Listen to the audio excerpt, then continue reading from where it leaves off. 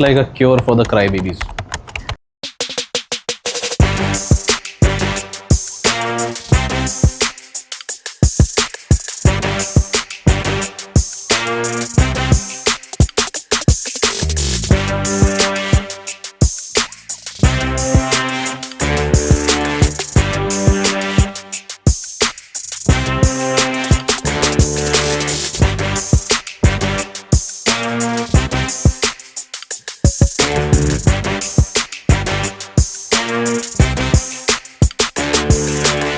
Good afternoon everyone. Today we are going to discuss about alcohol.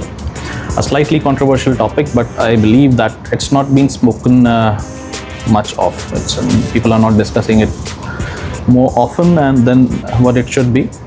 And what's necessary is for the people who are joining, who are aspiring to become seafarers, for them to know what actually is the policy on alcohol, what actually is take on alcohol from the company and from the management, and also from the authorities that visit on ships. They have also certain control on that. So we will be covering up today a few things like distribution, usage, control, limitations on alcohol that companies put, companies' policies, and companies' testing procedures, like how often we carry out the alcohol test and how to do it. There is surprise alcohol test that company carries out at port or maybe at sea also.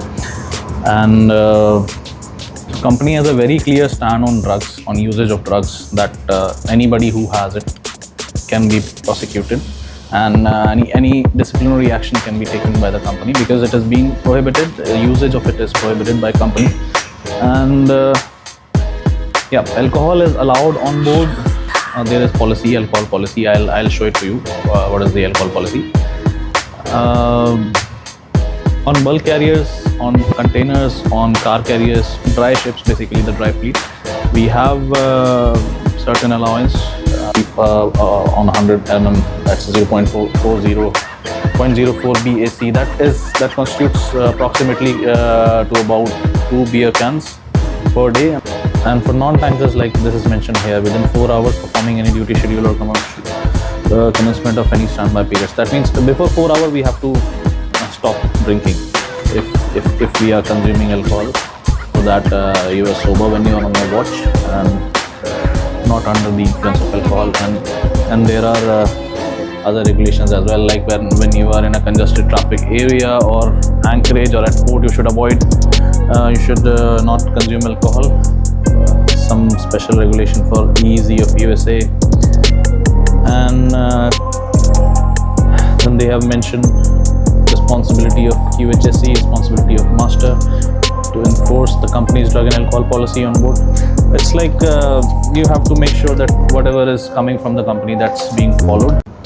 Before we arrive in the port, we have to send declarations of personal effects, and in that we have to include all this information, like suppose my name, what all quantities of bonded items I have, like cigarettes, alcohol, if I have anything that I've as a personal item that I have that belongs to me. All the things have to be declared for the customs, and then custom can come on board and check all these items, and this has to match with the declared quantities, have to match with the actual quantities that are on board. If you have found that you have more than or the quantities other than what you have declared in your declaration list, this is your called as your co-effect declaration list. This is made for every port. If the quantities are mismatching, the custom can put a penalty on your ship, and it can be as much as it depends on different countries. They have different amount of penalties, and there is no set standard value of how much they can charge you. They can charge you anything. Apart from this, this is like personal belongs to crew, for each and every crew of the ship. There is another thing that goes, that is a store declaration, that is a ship store declaration. In the ship store also, we have to make sure that whatever total amount of quantity of bonded items we have match. Either it is with the crew or it is declared in the ship store. So in the ship store also we have to send similar things, but other than just the bonded stores, we have to declare other things also, like how it is shown here. Every company have a different format, and sometimes the port also has their format. Sometimes they don't ask for all these things to be declared. Sometimes they ask for wire ropes, mooring ropes, paints, grease, etc. All those things. Sometimes they ask for freshwater grease and the bunkers that we have, like what we have mentioned over here. All these items that we declare in our ship crew effect declaration list and in our ship store declaration list are actually checked by the authorities.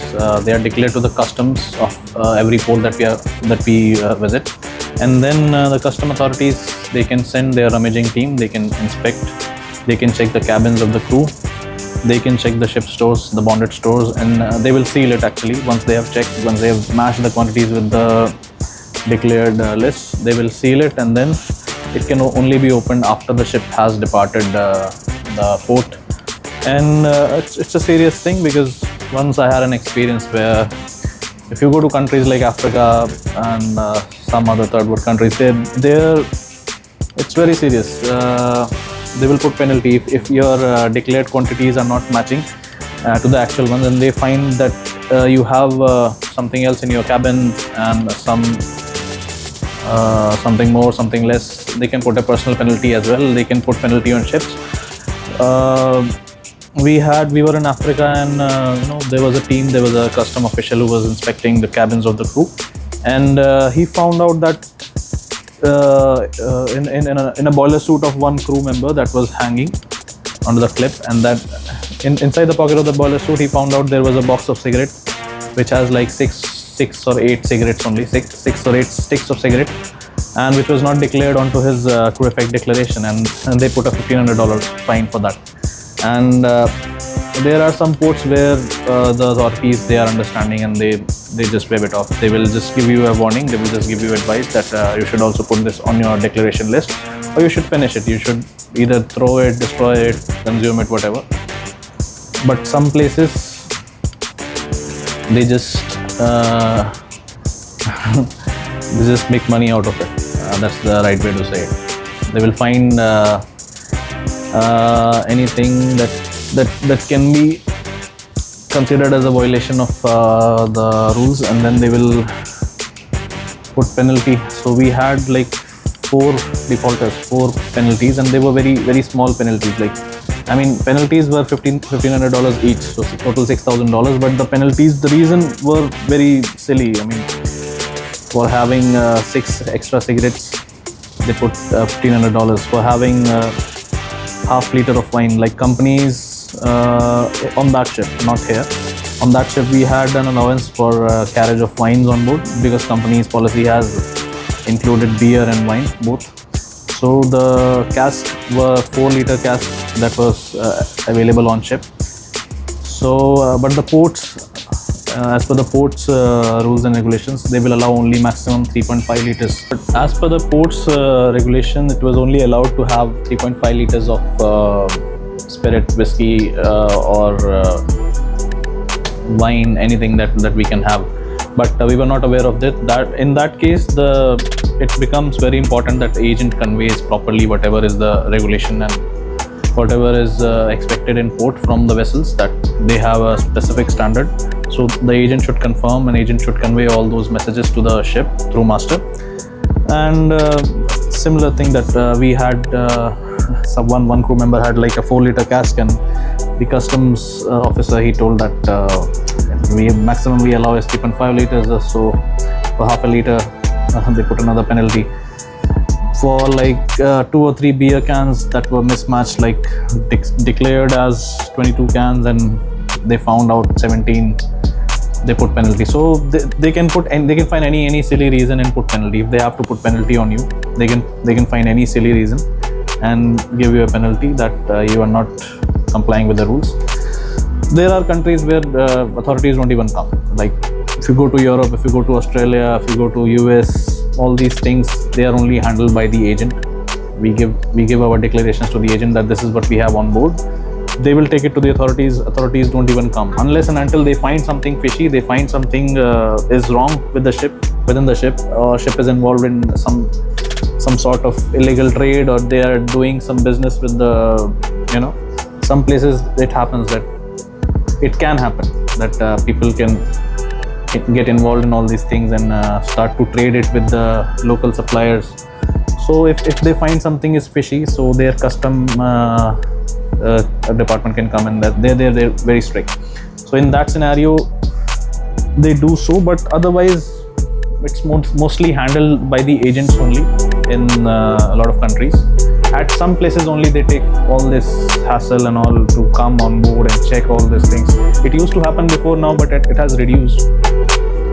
Now it's limited to a few countries only where it is still going on, and otherwise mostly it's handled by agent. Whatever they need also, they will just tell the agent, okay, we need few items from this, few cartons of cigarette, that's it, and then the agent only handles it. Now in order to procure anything from like alcohol or anything, we cannot just order by anyone, we cannot just purchase from anyone. We have to order it through the company's approved supplier, and for that they have made a software. Every company has certain software that they make from their end so that they can control. So with this software, what they have is they have a list of items which they will be providing on board.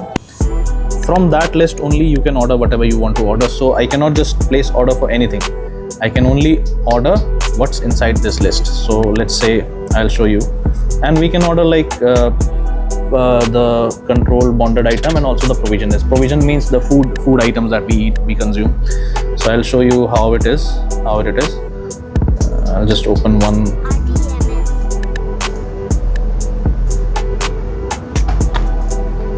I'll just open one for you just to see. Like this is what we have ordered: beers, non-alcoholic drinks, chocolate, cigarettes and all. So this is what we can order. This is only thing that we can order. We cannot place orders by ourselves. Like I want to consume certain thing, I cannot place order for that. We can only place order for what is within the company's limits and within the company's list. What they provide, only that's the only thing that we can consume. So once we have raised an order, sometimes they deduct it, sometimes they amend it, and then they will supply it. And then whatever bonded items are there, alcohol, beer, cigarettes, chocolate, chips, etc., a lot of things, they are paid and they are deducted from the crew's account, whoever is consuming it. And the other things, food and all, it's provided by the company and paid by the owner. Coming back to the thing that what is done in case you have an alcohol violation. Like they found out some crew, like if we have on board found out some crew that has a violation of alcohol policy, so we can take alcohol test, conduct an alcohol test. We can report to the company, and then company will decide whatever action they want to take against the person. And also it is done like if there is any incident, like any accident, any injury, anything that has happened on ship, immediately after that incident they will ask to conduct an alcohol test, because they want to know that why the incident happened. Is it because of violation of alcohol policy or somebody under the influence of alcohol? So, and there is like frequent, like a routine monthly testing, alcohol test that is done. And one is the surprise alcohol test that company announces anytime, and you have to carry it out within 2 hours, and then take videos of the crew member actually doing the alcohol test, and then keep it for a record, and then we have to send to the company within 2 hours that we have carried out and we have found whatever we have found, the results we'll have to forward it to the company. Sometimes at ports, whenever we go alongside, and the moment we berth, there is authority coming from the port that is hired by the company. That is actually hired by the company to go on board on a surprise inspection, and they will come on board, ask all the crew to collect. They will take urine samples, and then they will test it for drugs and for alcohol both. So yeah, I'll also show you how do we test it on board. We have a alcometer. I'll just bring it, and we have a lot of different manufacturers. Some ships, like some gas carriers and all, they have alco visors. So this is our alcohol meter, alco scan. So on gas carriers, I have friends, they have like alco visors. Alco visors are basically it's a machine that is a continuously monitoring equipment. And whenever you are taking over a watch, you have to come over there, blow into the alcohol visor. It will record your face and all, and it will record how much reading is there on your BAC. So like right now, I'll turn it on. It will show me, it will first calibrate itself. It will go to 0, and then right now it's calibrating. It will go to 0, and then it will ask me to blow, and then it will show how much BAC is there, how much blood alcohol content. And we have to put one mouthpiece for this.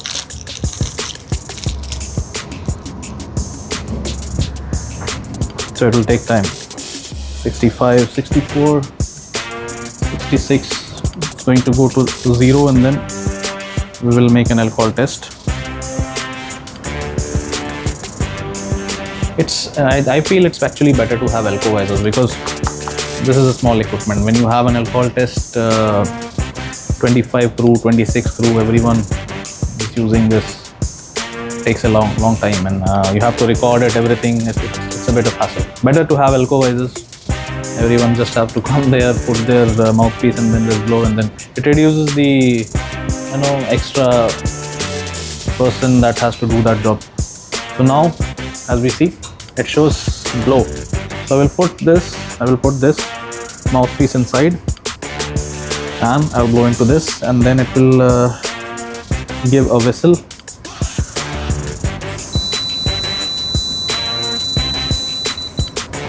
Okay, so now it should show 0, 0, 0, 0, 0. That means 0 alcohol, 0.000. If I have maximum allowed is 0.04, that is 0.4 BAC. And then if I have more than that, then that means there is a violation of alcohol policy. So if you have 2 beer, it will not exceed 0.4% BAC. If you have more than that, it will exceed. If you have hard drinks, it will go up to 1, more than 1. So that is how we test. And there are, it's like different ships have different equipment. This is a smaller one.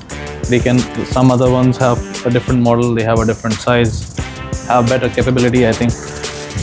So this is for the testing requirements and procedure, how to test our alcohol test, how to carry out the alcohol test on board.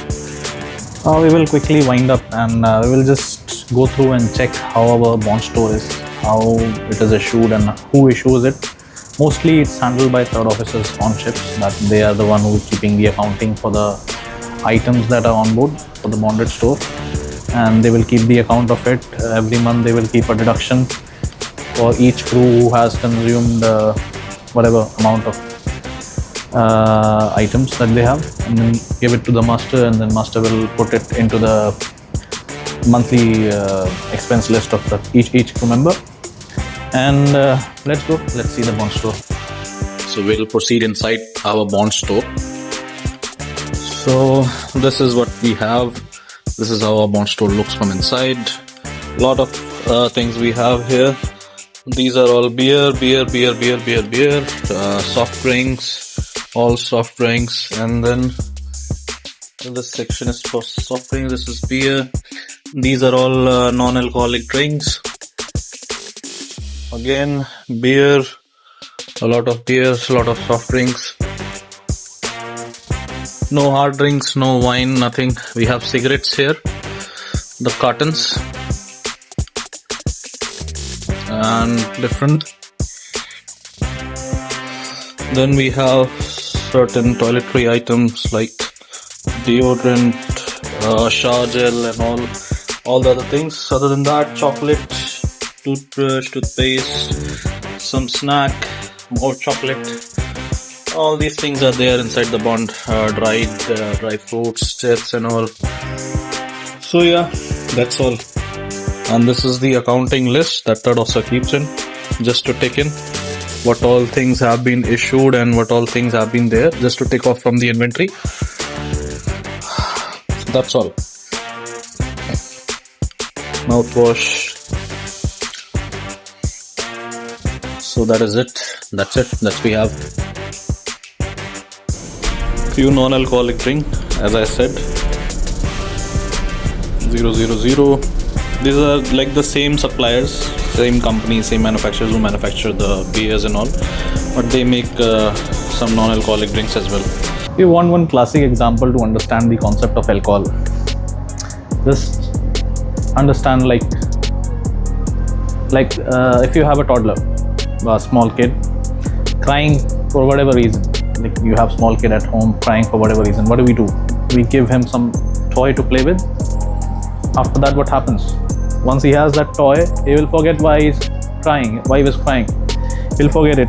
He'll start to enjoy the toy. He'll start to play with the toy. He will forget that his diapers are still filled with shit. He'll forget he was hungry. He'll forget that he bumped his head onto the wall or something. So that is exactly what alcohol is doing to all of us. It's like a small thing that will distract you from your real problems, and you will forget the real things and start to play with this toy. That is one way to understand what and how alcohol is affecting your lives.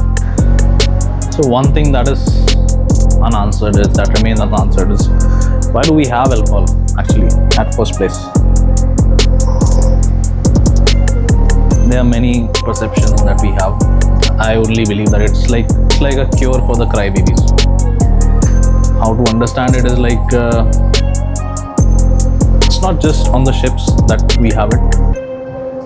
Everyone knows it's not a good thing. Any amount of alcohol, you have a lot of podcasts from doctors, from your nutritionist, your healthcare, that they tell you that any amount of alcohol is not good for your health.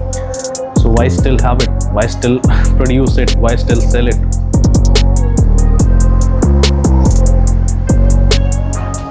Why do government, allow it, and why do they manufacture it? There's a lot of things. So it's like anywhere you see where there is a lot of labor involved, like on ships, like as I showed you in our policies as well. They have totally banned it on the tankers, gas carriers, chemical tankers, but they have allowed it on the bulk carriers, containers, dry ships. First thing they consider is the vulnerability, like those ships have very high consequences. If anything happens, if any accident happens, the consequences are fatal. Any pollution incident, anything that can happen. On bulk carrier, the first thing is the consequences are not that lethal.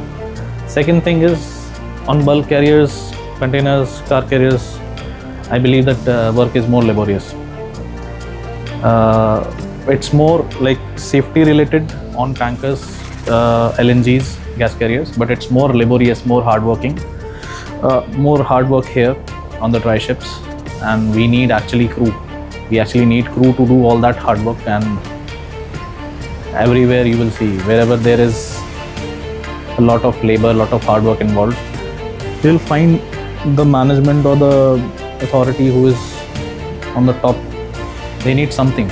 It's like a pacifier that's acting to them, After a day of hard work, they will forget everything else.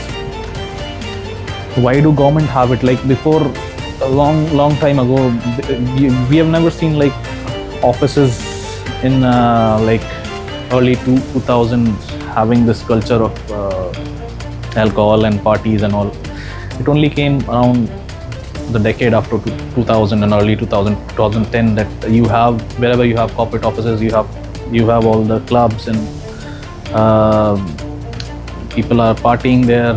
It's all a culture, Why is it there? That it's like because now even the corporate thing, even the offices, a lot of employees, they have been treated like labor only. So it's like a pacifier to them. You work, and then you've been given a tool to play with. You forget all your real issues of your life.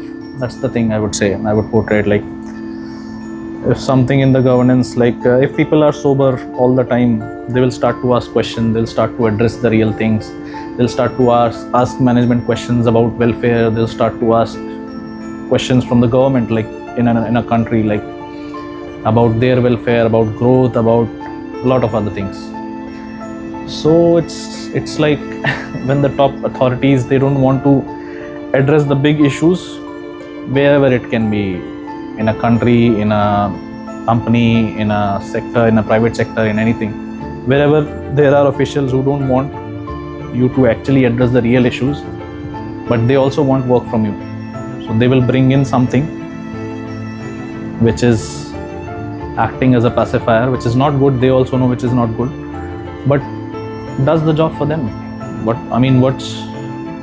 What's the point? For me, if I am the owner, if I am the owner, or if I am a government official of any country, I want something from people, but people also want something from me in return, and I cannot deliver it.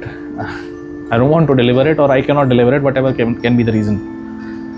So you give people something else, and that's what alcohol is doing to all the people, all the new generation, old generation, whatever people that who consume it.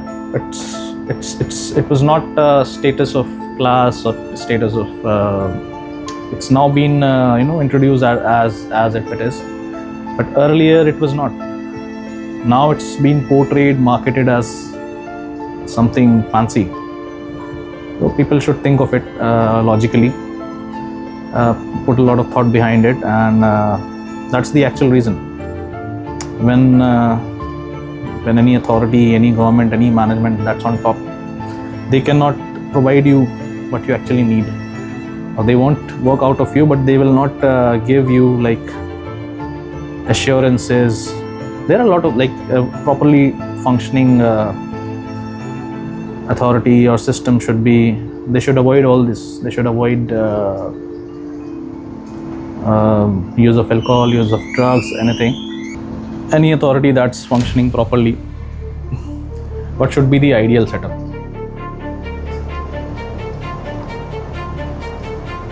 Ideal setup is they should avoid any kind of drugs, alcohol, give good healthcare, give good insurance, give good educational facilities, give good medical facilities, etc. But the thing is, they fail to deliver it. They fail to do so. Give good educational institutions, better infrastructure, blah blah blah. There's a list of what all is possible. But when things are are not delivered, or are not deliverable, or people don't want to deliver it, they can actually do it. That applies to everything, not just to government, not just to it can be in the corporate sector as well. Just not think of it as a government, as a boss. In the private sectors, I've seen people, their bosses are not giving them increment, but they have a party every weekend. So what's the reason? What's the reason for that party? Is like it's similar. They're giving you something that you enjoyed, and you forget the real issues. You forget to address the real issues that exist in your management, in your company, and people stop asking questions about that. And it's a factor. It's a scale to judge. The more screwed up the management is, the more lenient these things will be in a company, or in a country, or in a governance, anything. The more they want people to be busy with something else. They don't want people to be asking questions. They don't want people to be asking about the real issues, and so they will keep you engaged with a lot of other things, so that no one asks them what's happening with the other things. So that's the thing. But it will take only people for it will only take from people to understand, because unless and until nobody is going to tell you actually why, the good things and the bad things, it's from the people's perception by themselves. And unless the population, unless the members, unless any organization members, any country's members, they realize that what I realized. This is my perception, this is what I feel. Why it was introduced, why alcohol was introduced into the systems, into the office culture, into the ships, into anything. There was no need. I mean, everything was functioning well. The need to introduce is like you want to keep the output same, but you don't want to give the deliverables. You don't want to increase the inputs or increase the efforts that you should actually put from your side. Or I think you understood my point. It's like you expecting the same output, but you're not delivering what you should actually deliver. That is the reason why initially alcohol was introduced, and it is the same reason it's been going on. So otherwise, why do you think the in sports and all they avoid it? The Olympics and all, I mean, the athletes, they avoid it because there is a reason for it. They want maximum performance, maximum output. Everyone wants something better out of it. So think about it. And I'll catch up with the next video very soon. And there is a lot of things. I mean, in this phase it is very confusing for me. I mean, I have a lot of things to cover, but not getting a lot of time, not being able to record a lot of things. We'll see. We'll come up with more topics and more talks. Until then,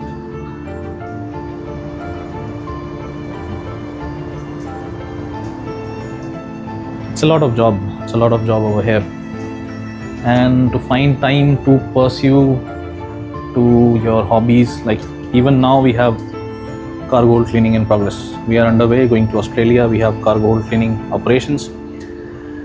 It's a heavy job for the crew who is doing this. I appreciate all the amount of hard work and the effort they put into this. They are paid money, additional extra bonus for that. But again, that is why actually the alcohol was introduced. They need people as a pacifier. They give them alcohol as a pacifier. Okay, you take it, because next day you will again have to come again you will have to come again, you will have to work. And sometimes not sometimes, it's like everyone knows, like you have to violate your rest hours, but to deliver what is required out of the profession, you have to violate your rest hours are violated a lot of times.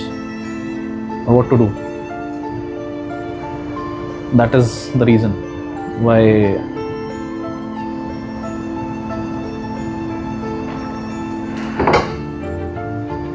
so I think that's all for today. We will conclude this video, and we will meet very soon with the next video. I've been preparing a lot of things, but it's like multiple things are under progress, and all the things are like 20%, 30%, 40%, it's like multiple projects are going on at the same time and cannot finish. That's the thing. So I'll try to finish it quickly and come up with the new video. Until then, just follow and subscribe for more videos. These are the channel links: Instagram, YouTube, whatever you like, wherever you want to follow. See you soon in the next video.